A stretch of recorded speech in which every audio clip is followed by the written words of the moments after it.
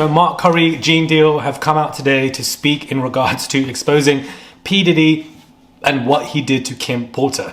Hey guys, it's Rob Morali. Hope you guys are all doing well today. Back at it again with another video. If you have not subscribed, guys, click that button for daily and consistent content. Inject it, fresh 24/7 content on this channel. Quick bite-sized content.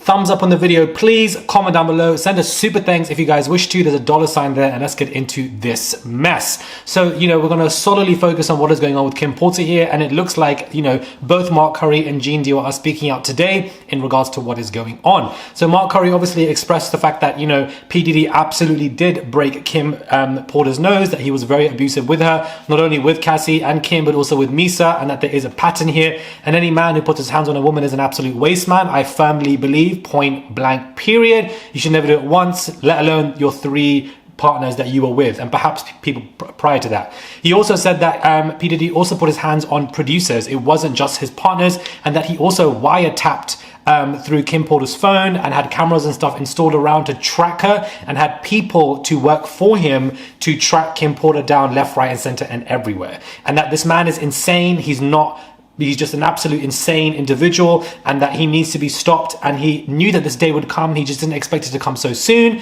And that's probably why the record company was called Bad Boy Record, because he's a bad person. And it is just quite shocking that he, comes with these revelations that, wiretapping Kim Porter's phone, following her around, make sure that she's continuing to be single despite the fact that you're not with her, an unhealthy obsession that you've developed with somebody. And poor Kim Porter just didn't stand a chance. She didn't know what to do or where to go, who to ask for help, especially with a broken nose and beaten up left, right, and center.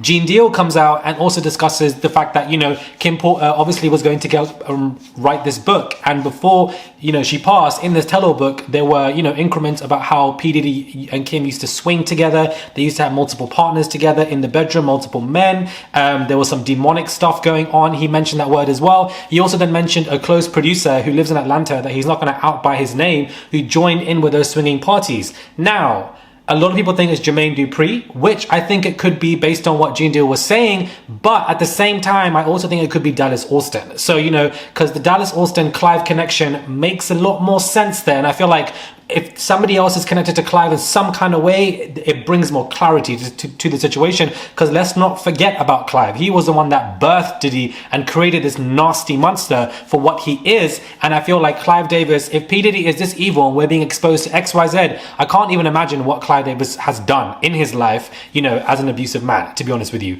Not only, but people were mentioning that in the book, perhaps she was going to mention Clive, perhaps mention Whitney or some sort. And of course, Clive cannot let that happen, let alone P. Diddy, and obviously they had to just do what they had to do. My personal opinion, and it's alleged information, but I do believe that P. Diddy had Kim Porter killed.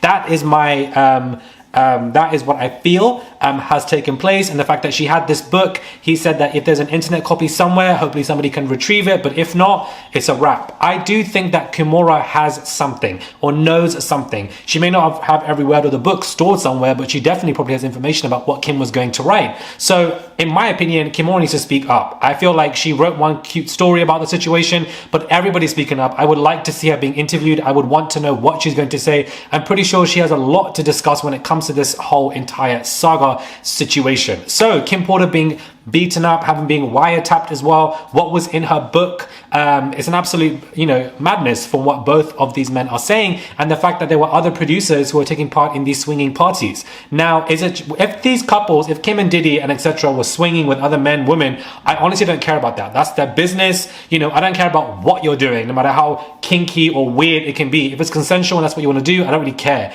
The crux of the issue is abuse, and the fact that abuse was being done to Cassie, to Kim, to Misa, and etc. So are these other producers, were they the ones with the masks in these kind of weird rituals, freak-offs that Diddy was doing?